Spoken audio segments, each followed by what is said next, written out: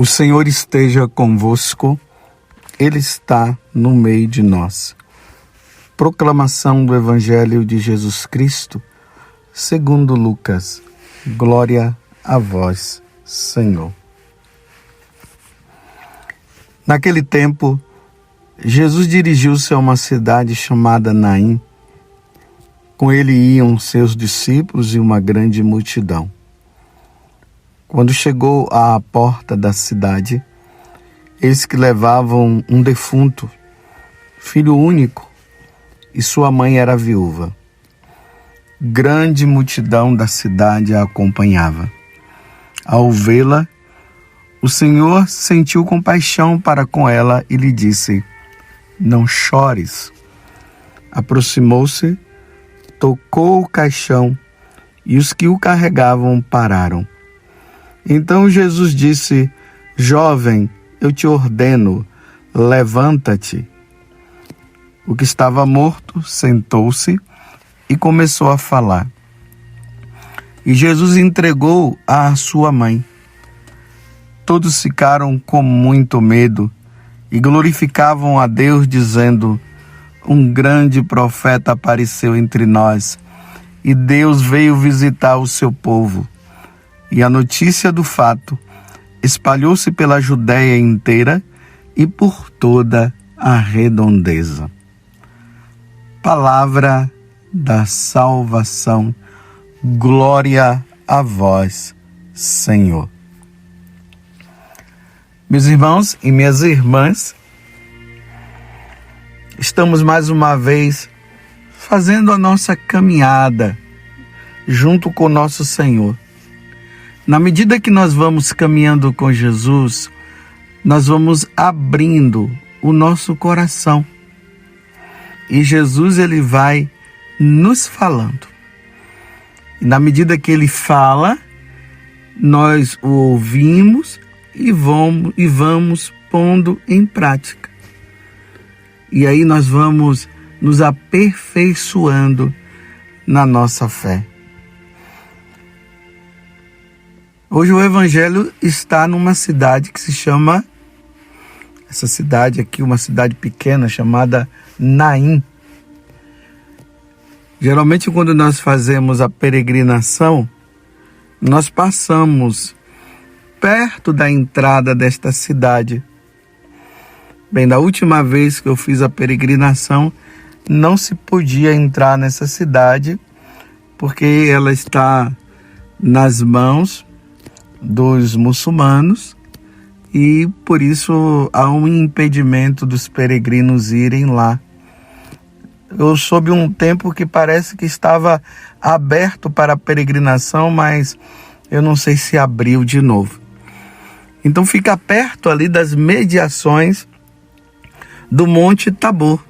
Então antes de nós chegarmos no Monte Tabor, tem essa cidade chamada Naim. E é ali que Jesus vai passando e encontram esse cortejo onde era levado um jovem, um filho único. A mãe era viúva. Olha bem que situação que aquela mulher estava. Viúva e o único filho que iria ajudá-la no futuro faleceu. São situações do desígnio da nossa vida com Deus neste mundo que muitas vezes nós não sabemos compreender. Uma mulher viúva, um único filho, e perde ainda esse filho e fica só. Mas nós sabemos que de tudo Deus vai tirar um bem. Diante, meus irmãos, de qualquer situação na nossa vida, por mais dramática que seja, nós devemos sempre nos colocar nas mãos de Deus. Porque Deus é quem nos guia, é Deus que nos leva. Deus, na sua infinita sabedoria, Ele sabe como as coisas devem ser conduzidas. Nós é que muitas vezes não sabemos. Mas eu estou contextualizando para vocês entenderem a situação que a mulher estava. Agora ela ficou sozinha, sem ninguém. E aqui diz que quando Jesus viu aquela situação daquela mulher, ele teve compaixão. Que bom. Nós temos um Deus que se compadece com as situações difíceis que os seus filhos, que o seu povo passa. Quantas vezes nós ouvimos essa palavrinha nos evangelhos, que o Senhor teve compaixão. Então Jesus fala para ela: não chores. Ele aproximou e vocês viram, ele tocou no esquife e o jovem ressuscitou, voltou. Jesus ali, além dele ter compaixão da mulher, ele estava mostrando que ele, como Senhor e como Deus, ele tem poder sobre a morte. Foi isso que aconteceu no dia que ele morreu na cruz. Jesus venceu a morte. Jesus matou a morte. E isso para nós é motivo de muita alegria, porque agora nós sabemos, se nós morrermos em Deus e na fidelidade a Deus, nós iremos ressuscitar para vivermos com Ele. Mas também aqueles que não andarem com Deus e levarem uma vida errada, também irão ressuscitar, mas só que irão ressuscitar para o padecimento eterno. Tudo está nas nossas mãos. É nós que vamos decidir. Diante da morte de Deus, em especial essa segunda pessoa da Santíssima Trindade, Jesus, que Ele nos salva e salvou a todos. Agora cabe a nós darmos uma resposta se nós queremos segui-lo ou não. Mas aqui tem um detalhe, né? Esse jovem, ele morreu, ressuscitou e ressuscitou para essa vida. Significa que depois ele morreu definitivamente. Porque quando nós ressuscitarmos um dia, nós não iremos ressuscitar para esta vida, para este mundo. Nós iremos ressuscitar para a vida eterna. Nós iremos ressuscitar, e se nós formos fiéis, nós iremos para onde Deus está. Mas como eu disse antes, se nós não levarmos uma vida santa, iremos ressuscitar da mesma forma, mas não para a vida eterna com Deus, mas para a vida eterna sem Deus. Por isso que nós professamos a nossa fé. E anteontem, nós professamos a nossa fé no domingo passado. Logo após a homilia, o sacerdote convidou todo mundo a ficar em pé e ali nós professamos a nossa fé dizendo que nós cremos na ressurreição da carne, nós cremos na vida eterna e nós terminamos dizendo amém, assim seja, é o que nós cremos na vida eterna. Um dia, meus irmãos, nós iremos ressuscitar. Primeiramente, a nossa alma sairá do nosso corpo, nós iremos diante de Deus para prestar conta dos nossos atos. Ali nós receberemos a sentença, como está escrito lá na carta aos Hebreus, no capítulo 9, o versículo 27, que nós morremos e em seguida nós somos julgados. Aqueles que morreram santamente, sem nenhum pecado, direto para o céu. Aqueles que morreram com pecados veniais, ressuscitará, a alma irá para o purgatório. E aqueles que morreram em estado de pecado mortal irão para a condenação eterna. Essa é a nossa fé, é a fé da igreja e é nisso que nós cremos. Por isso, diante de Jesus, que venceu a morte, nós temos, meus irmãos, que lutar. Aqueles que estão numa vida de pecado mortal, tira o pecado mortal da tua vida. Se confesse e comece a levar uma vida santa. Aqueles que já baniram o pecado mortal, lutemos agora para vencer os veniais e os defeitos, para tentarmos morrer e ir direto para o céu. Mas como dizia Santa Teresa d'Ávila, que não existe uma pessoa tão santa que não mereça um purgatório antes. Então, se nós não formos direto para o céu, que pelo menos nós passemos pelo purgatório, estaremos salvos. Será um tempo de purificação da nossa alma? Será sim, será um tempo. Mas iremos para o céu assim. A situação das almas no purgatório é essa. Elas estão passando por essa purificação, por esse sofrimento de saber que está ali, vamos dizer assim, na antessala, preste para entrar na sala, mas ainda não pode entrar.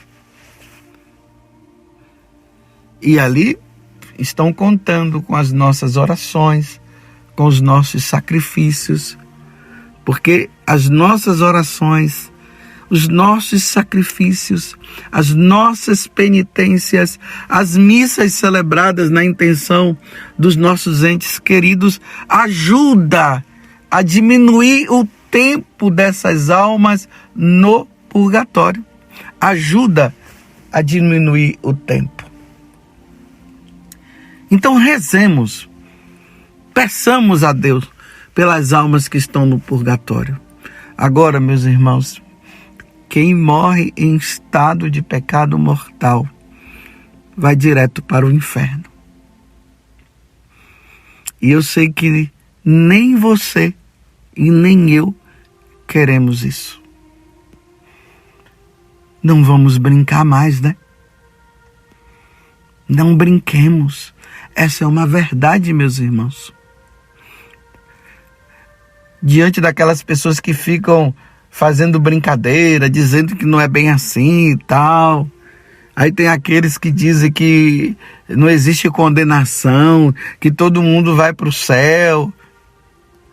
Ou aqueles que dizem que o inferno não existe, só existe o céu. Ou diante daqueles que dizem isso aí tudo é conversa fiada da igreja, quando morreu acabou. Para essas pessoas, a única coisa que eu posso dizer para elas é o seguinte: quem morrer verá o que vai acontecer do outro lado.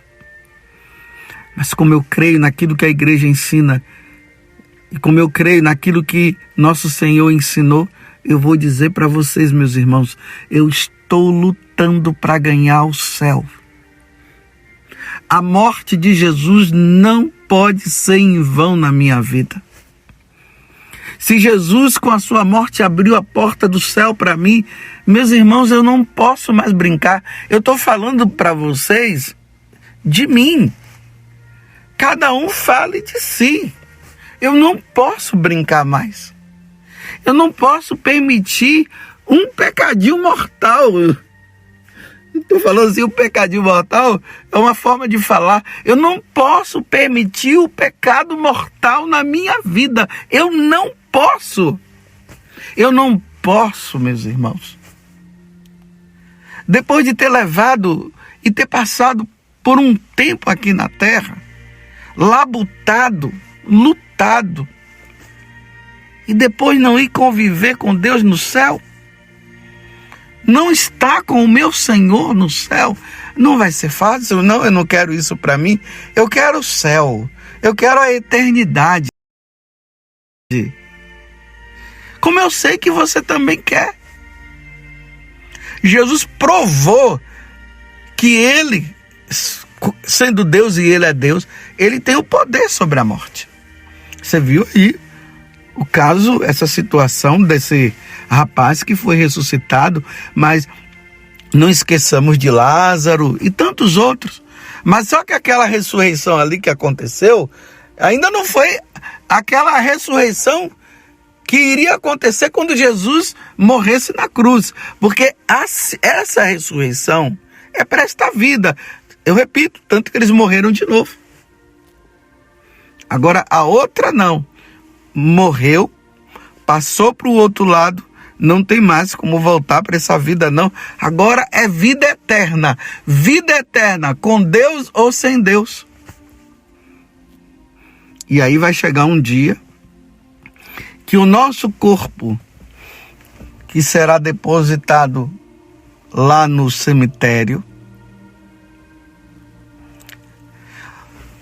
um dia o Senhor vai fazer com que esse corpo se erga e esse corpo mortal, ele vai ressuscitar glorificado e vai ao encontro da nossa alma que já estará do outro lado. A alma que estiver no céu, o corpo vai se juntar. Isso aí é o juízo universal, o julgamento universal. Vai se unir com a alma que já está no céu e vai permanecer no céu. As almas que estiverem no purgatório, então esse corpo vai se erguer, vai ressuscitar, vai se unir com as almas, com a alma que está no purgatório, e aí vai para o céu. E aí o purgatório vai desaparecer. E aquelas almas que estão no inferno, o corpo irá ressuscitar e vai se unir à alma que está no inferno e vai permanecer no inferno para sempre. E aí, meus irmãos, só vai sobrar esses dois estados, céu e inferno. Alegria e tristeza. Você compreendeu? Então eu pergunto para você, como está a tua vida? Você tem levado uma vida santa? Meu irmão, você vai largar esse pecado? Tem pessoas que estão aí com o pecado mortal. Ela está colocando em perigo a salvação da alma dela. E em vez de ela procurar imediatamente um sacerdote para confessar, não, vai deixando. Tem aquelas que o demônio tem colocado medo.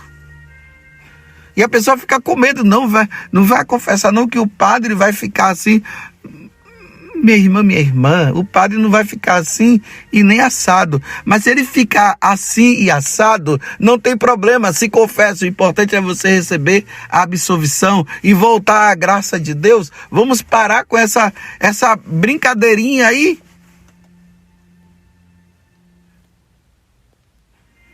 Salva a tua alma.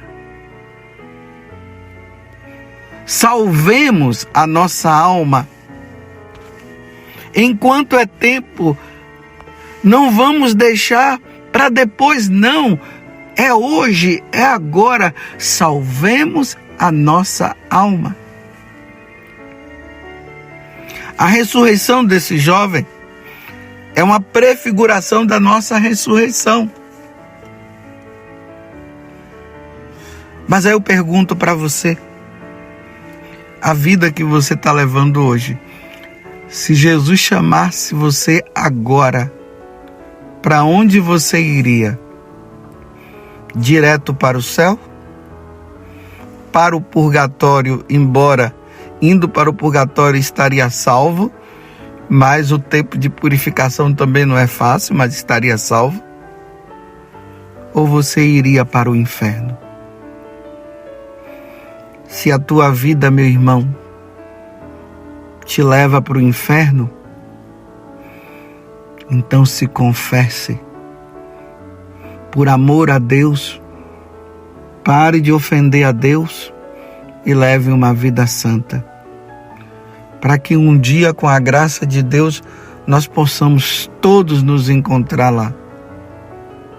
Que Nossa Senhora interceda por nós. Diante da paixão, diante da encarnação, da paixão, morte e ressurreição de nosso Senhor, que Nossa Senhora interceda por nós, para que nós, quando formos diante de Deus, nós possamos ir em estado de graça. Ó Virgem Maria, não permitais que eu viva e nem morra em pecado mortal. Em pecado mortal eu não hei de morrer, porque a Virgem Santíssima há de me valer. Louvado seja nosso Senhor Jesus Cristo, para sempre seja louvado, e a nossa Mãe Maria Santíssima.